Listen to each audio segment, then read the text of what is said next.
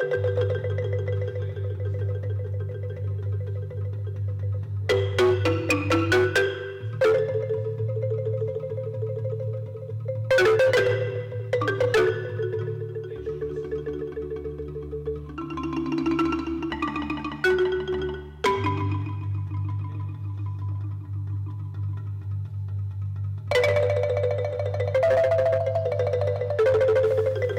to today's RUC people, and I'm very pleased to be joined by one of our very newest members at RUC, Nomonde Majija. So welcome, Nomonde. It's great to have you with us today. Thank you, Liz. Yeah. So Nomonde, you've been coming to this church for a little while now. Could you tell us a little bit how you found your way to be here at RUC and why you decided to join us? It's a long story, but I'm going to cut it short.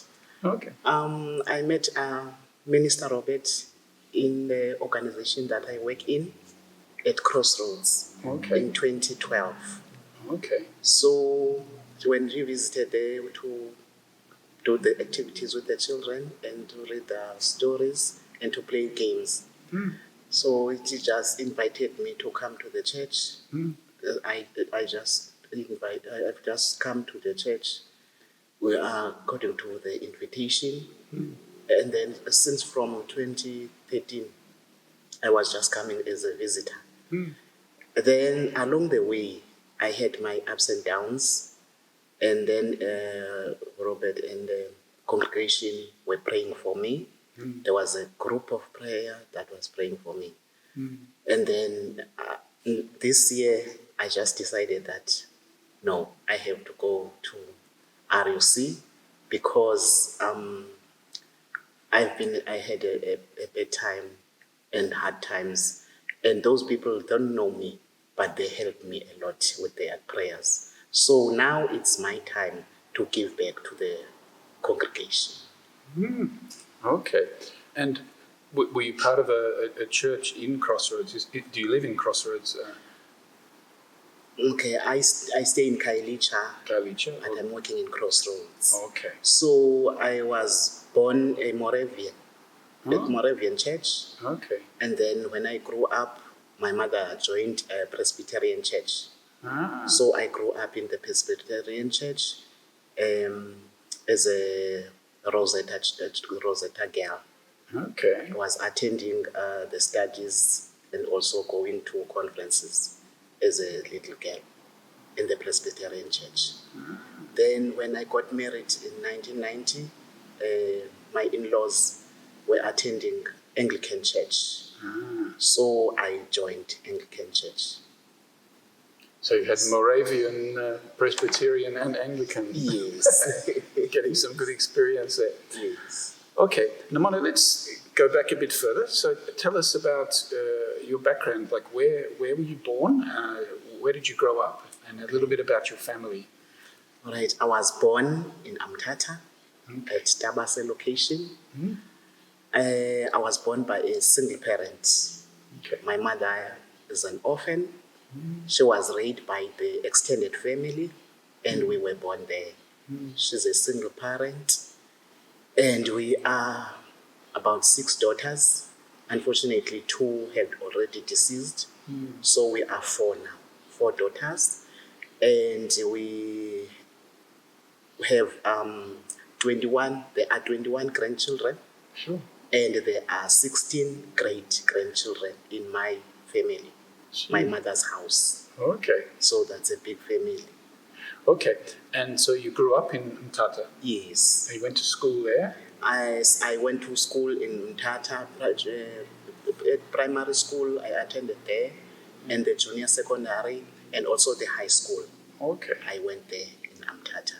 Okay. Yes. And were you right in Mthatha or close by? And how were your school years and growing up? What are some of your memories of that? Wow. It was a difficult time. Yeah. Because my mother was a single parent, and she was still young. She was still young. And then there was a woman who was looking after us during the week, and my mother will fetch us on Friday and send us back to the mother on on Sunday. So it was difficult. She was very poor. She was she had no one to depend on. And she was always having a child because I'm the second born. So it was very difficult. But she was doing everything in her power to make us happy. She was buying us clothes. Christmas was Christmas, and school was school. She did try to afford everything for us, though she was having difficulties and challenges when growing up. Yes. So schooling in Tata, and when you finished school, what did you do then? Did you go to work? Did you go to study? When I finished school, when I passed my grade 12, I was supposed to go to college to study, but What did you hope to study? I was interested in teaching. Okay. Yes, I was interested in teaching, and I was also interested in social working and maybe a community nurse. Wow. But unfortunately, I was accredited in nursing. Then, when I was still at home, not studying, I got married. Okay. Yes. Okay. And you met your husband in Tata? Yes, my husband was from Nobo. Nobo is not far from Tata. Okay. It was a forced marriage, Okay. not by my family. It was a forced marriage. Like my husband didn't know me. It was his sister who was staying in my location because his husband has some taxes, so she was staying there from Nobo. Then his sister saw me and loved me for her brother. Then her brother came to check on me. I think he was satisfied because when he came to visit with her elder sister in the extended family, and then came with the other brother. I think they were talking about me. Just a visit, and then on the 2nd of January 1990, they came with a car, 4 men and my husband. And my mother started working on the 3rd because their work was already opened. And they come to us, and we were children, we were tired, sitting at home. And they said that they are sent by their family to talk with to my family. And I told them that, no, my mother is at work. She will be back later. And they said, okay, it's fine. While we're waiting for your mother, can you come to the car so that we can go to the other location? It's not far, and I know it. And the house that they said that they are going in was the house that I know. So I was very shy, and I had respect for elders. So I get in the car and they drive to that house, but I didn't get out. Only the driver who get out. I think they were just going just around to wait for the darkness. And then when they go there, it was time for us to come to my house. And my house is next to the tar road from Engwabo to Amtata. So when they were going to my house, I saw the driver accelerating because I was almost there at my house. So the driver did accelerate. I was shocked, but I just said without fear, okay, driver, you can drive. Please don't accelerate. Maybe we're not gonna arrive where we are going. So they just take me like that. I went home, and then they put me in the other house separately from others, and there were people outside near the crawl. So these men, said that I must get out and get in this house because the car was parked near the door. Then they said I must come out. Then I come out and went into the house. When I was sitting there, the others went near the crawl. And when I was sitting there, her sister, her elder sister, came and greeted me. And then she go. And then the other one come and go. So it was like that until it was night. I sat there. I didn't know what to do. But since I knew that if you are taken by force, those people will beat you if you run away. So I decided, no, I'm going to stay, but I will see what the man is going to do to me. Then we slept. He said nothing. We slept the whole night. He did nothing. And early in the morning, he said to me, wake up. I just look at him. His sister brought some clothes that I must wear. And I said, why am I going to dress these clothes, whereas I have my clothes that I was wearing? They said, no, it's fine. We want you to go home clean. At that time, my husband was going to Cape Town. She was leaving Eastern Cape to Cape Town. And I think that they did talk about that they are going, he's going to go with me to Cape Town. Okay, it's fine. I get in the car. They said, okay, we're going to send you home and then go to the buses. Okay, it's fine. We went there. When we were at the bus station, my husband got out. I heard him buying two tickets to Cape Town. What? Okay, it's fine. We went out the bus and came to the car and said, come. I said to him, why must I come? Why? He said, we're going to Cape Town. Didn't you know that? I said to him, you didn't tell me. You didn't say anything to me about going to Cape Town. You said that you are going to Cape Town and then you will come again for me. So we talked and then he gave up. When he gave up, her friends started to talk with me. I think it took some time. The bus left, and we were there in the car. The bus left, and they followed the bus. I think it was 3 bus stops that the bus stopped. And at the end, I said, okay, fine, let's go. I get in the bus. I sat at the back and was sitting there, and then we drove to Cape Town. Just with what you had with you, you know? I had nothing with me. Nothing with me. Driving to Cape Town. With this guy you don't even know. Yes. So I came to Cape Town. When I came to Cape Town, we went to the in-laws. They were staying in the flats. We went to the in-laws and then we slept there because I think it was 3-4 in the morning when we arrived. So we slept there and I was very tired. I didn't even notice that I'm sleeping over. And then in the morning, I heard someone saying, wake up. Where am I? Okay, there was the mother-in-law, the father-in-law, the sister-in-law, and my husband. And he said, why are you sleeping like this? So I wake up. When I wake up, I was given water to wash. The clothes were ready.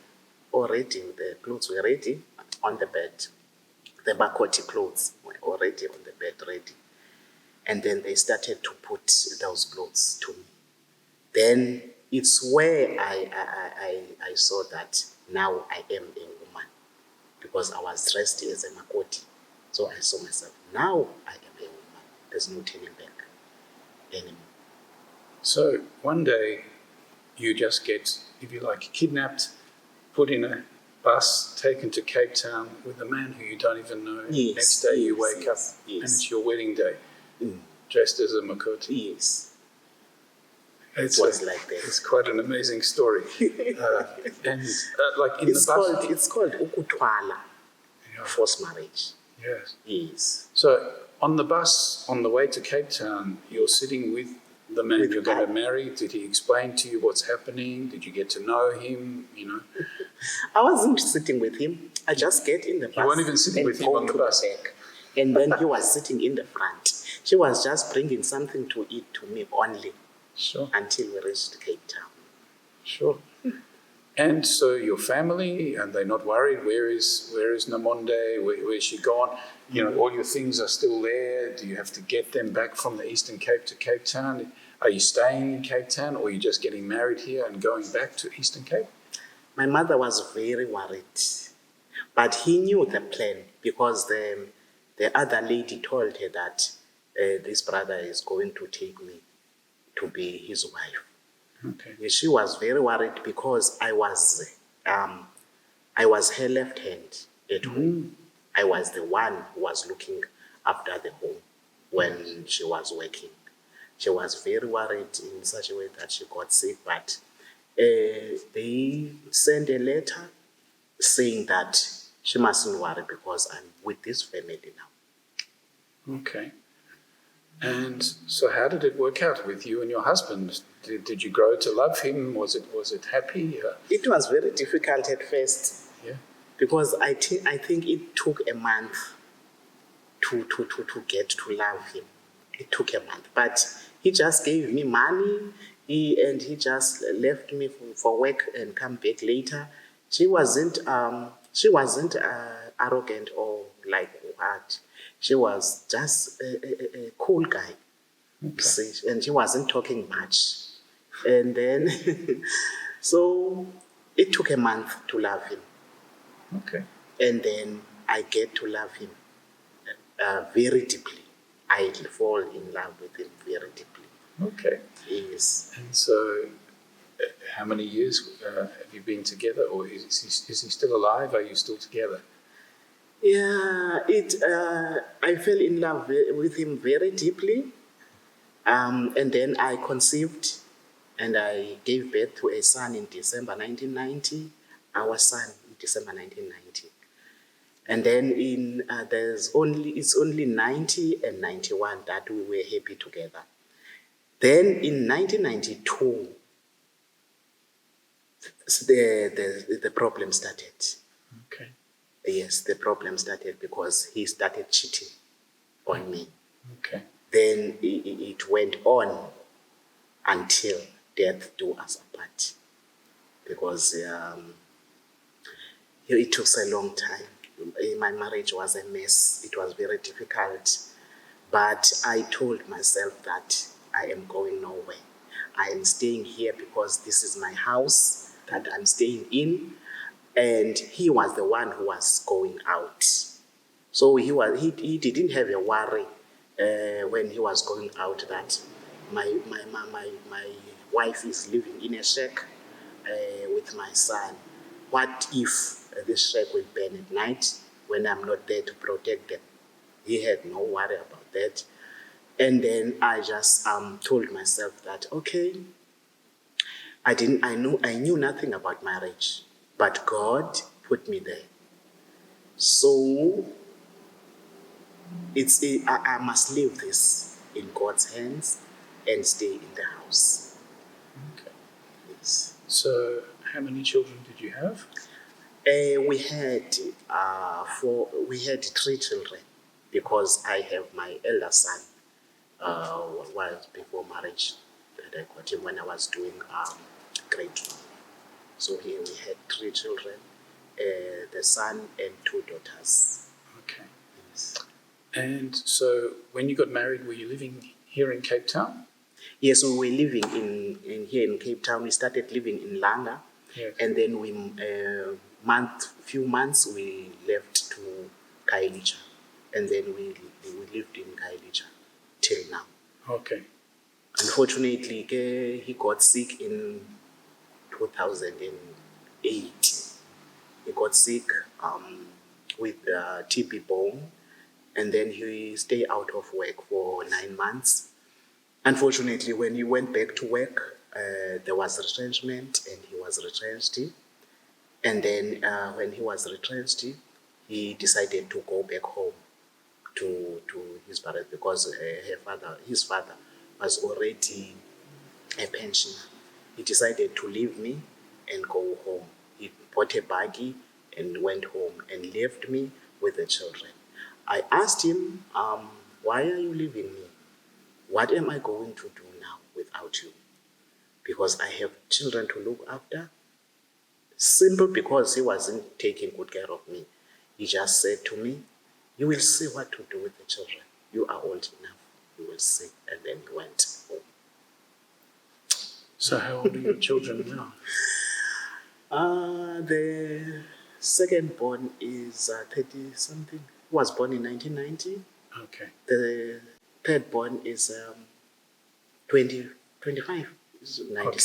So and the last born is 21, it's going to be 22. So they've all left home now? They are with me. All of them? All of them. All of them. I'm staying with them. Wow. And I also have 6 grandchildren from them. And they're all living with you? They only, my children are living with me. Yes. And the daughter who has 2 children is living with me. But the other grandchildren are living in their families because my eldest son has 3 children. And then the other one has 1 child. Okay. Yes. So you've had some challenging times to deal with there. Very, very much. And I was very young. Yes. I was very young because I got married when I was 19. Yes. And then my marriage started to have problems when I was 21. Yes. So from 21 years until now, I had a terrible life. And I have to see, what must I do? I have to wake up and do something, not to just stay, because I had no one to look at. My mother was poorer than me. Yeah. I was better than my mother. My mother was poorer than me. Yeah. So that's why I decided to stay here, not to go back to Eastern Cape and find a job so that I can take care of my children. Okay. Yes. So you managed to find a job. So what kind of work have you been doing? I managed to find a job. I studied in 1992 to 1993 at Cape College for the early childhood development. Okay. It was educare that I was doing at Cape College, and then to some other year I did level 4 in the early childhood development, and then did level 4 at early learning. And then I did level 5 and level 5 diploma, a national diploma at Cape College, not Cape College, no, Northlink College. Okay. Yes.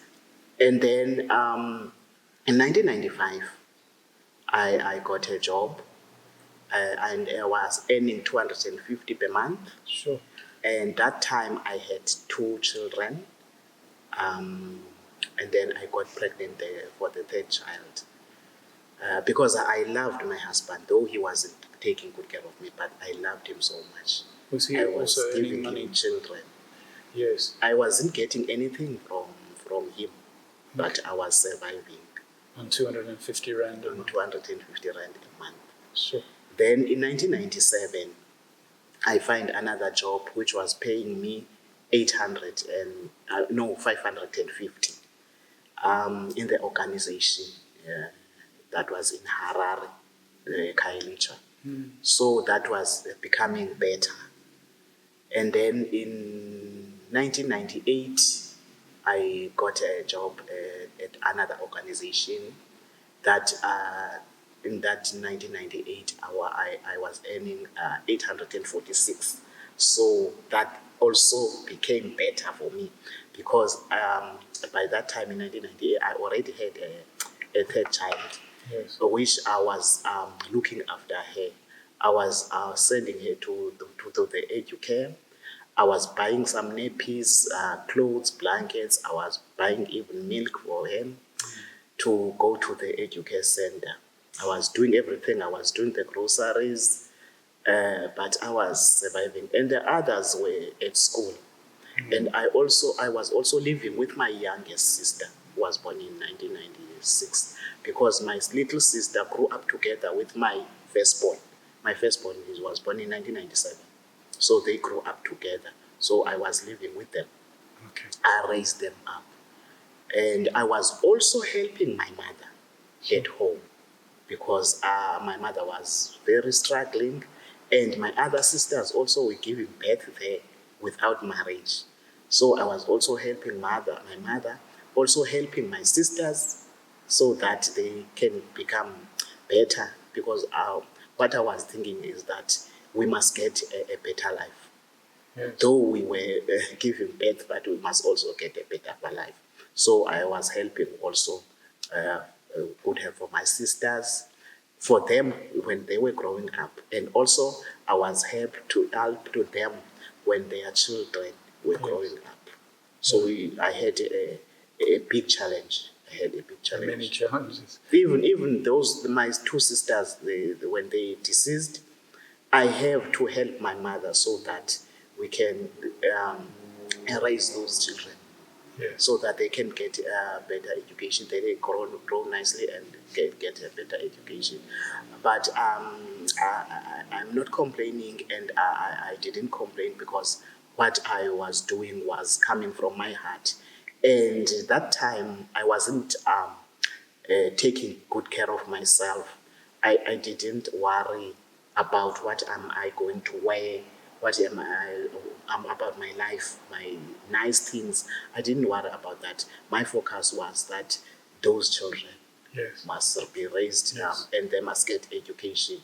Anything that needs to be done to them, I must make sure that I help my mother to do that. Yes. So then you found yourself working in Crossroads a bit later, and that's when you came in contact with Robert from our church. Yes. And what were you doing in Crossroads? I'm at Crossroads. And you're still there now, is it? Sorry? Are you still there now?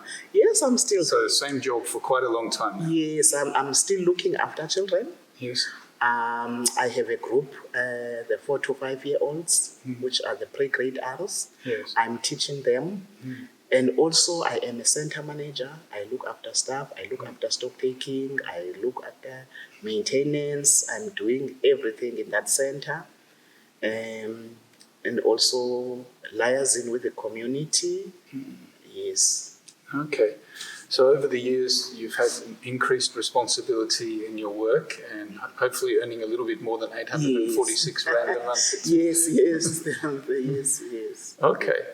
And were you part of a church community in Kailicha? You know, you said when you started connecting with RUC around 2013, you were coming here occasionally, but I assume you also were part of another church. Yes, I was a member at Anglican Church. Okay, in Kailicha. Yes, in Kailicha, but the mission is at Philippi.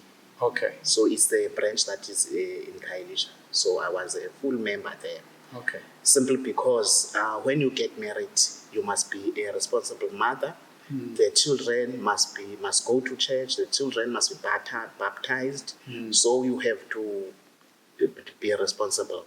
And then I also joined a mothers' union, whereby I had to join them because the situation that I was in, it needed some prayers, needed some comfort, needed some advices from people who are grown up. So I decided to join the MU. Okay. So it's very exciting for RUC that you've decided to join us now. And you said, Robert had brought your situation to our prayer group and they'd been praying for you. So what was it that made you decide, okay, I'm going to change and I'm going to come and join this church and become a member? When I met Minister Robert, I was in a dark space. I think I was coming home to take off those black clothes that the widow wears. So I was coming home to take off those clothes. And it was dark for me, and I wasn't sure which way to go, because now I lost my husband because he died on the 28th of March in 2012. So I was in a bad space. Then he kept on praying for me and asking the groups to pray for me. And in I got sick somehow somewhere, but I don't remember when I started to get sick. And I had no hope, but simply because he was there for me. I recovered, and also what I remember is that on 2019, I also got sick. In 2019, I think I was sick for 3 months. But when I was sick, I didn't have time to rest or have time to sit, because there are things that are for tradition, and there are sicknesses that are for medication. So I was using the herbs to heal myself. I think I took it was from, I got sick from July, and I get better in October, if I'm sure. I get better in October. He was always there for me with the prayers and everything, support, and the congregation. It was always telling me that the prayer group is saying the prayer group is busy with you. Then in 2021, is it 2021? 2021. In January, the second week, I started to get sick again. And I had a severe pain. I had a sharp pain, and it was like striking on this side. And I had a short breath, which made me difficult to breathe and difficult to walk a distance. And I just lost hope, and I just thought that now this is the end, because most of the time I was got sick and then I rise up. But now I think it's the third time that I'm got sick. Maybe I'm leaving, I don't know. But he pulled me with his hand, and then I went wherever I had to go to seek for help. And the prayers also, the support. And so when I think I was healed in October, starting from January, because the pain was getting better, because the pain was striking me in the heart. So, and then when it strikes, I got short breath. And then also in August 2021, I contracted COVID, but it didn't came strong, because I was vaccinated in May. Okay. Yes, I was vaccinated in May. Then I contracted it in COVID in August, but it didn't came strong. But I only have the signs that it is, but I didn't slip down.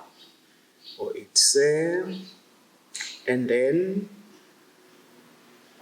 since because of the chronic illnesses, sometimes you just lose hope because of the chronic illnesses. Because in 2011, I got sick, very sick, and I found out that I'm HIV positive. And I got the antibiotics. Antiretrovirals. No, not the antiretrovirals. I started the antivirals in 2019 December, Right. because my viral load was not low, and my CD4 count was very high to start the ARVs that time. Okay. So I started ARVs in December 2019, simply because, not because I was ready to start them, but simply because the government said that everybody must do them, because my CD4 count was 900 and something. Okay. So I was just monitoring myself, because I told myself that I must eat healthy, a balanced diet, I must look after myself, because I am the breadwinner in my house. There's no one who is working, so I must take good care of myself, because my children are looking at me. Yes. Yes. So I started my ARVs in 2019, December. Yeah. Okay. And so, what's next for you, Nomonde? As you're part of this church, how have you found it so far? And what's happening in your life right now? I think I just thought that in my mind that no, I must join this church, Okay. because I came a long way with this church. But those people inside there, they don't know me, but they always supported me. So I decided to join this church so that I can give back to the congregation. What I'm going to give back is what I must do, like helping other people, like supporting, giving out, like I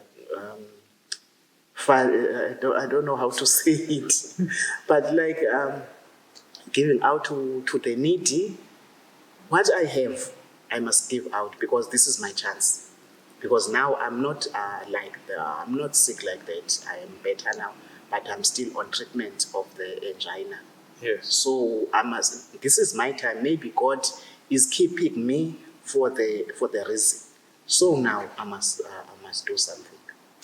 Then when I came here to join, I don't wanna lie. I just felt warm. I just felt comfortable. I just felt relaxed. It felt like there is something that has been taken away from me, that was in my shoulders. So now I'm just happy, and I'm feeling myself, and I'm not lazy to come to the church. Well, that's very wonderful to hear, Nomonde, and you've been contributing with your prayers in our online services and in person. Yes. Hopefully with this interview, more people in the church will know you and understand who you are in something of your story and the many challenges you've had to overcome in your life. Yes. So thank you for sharing so openly with us today. It's really appreciated, and I hope you continue to feel welcome and comfortable with us here. And I'm sure you have much to teach us as well with your own experiences, and that we can learn from each other over the coming days. So thank you so much.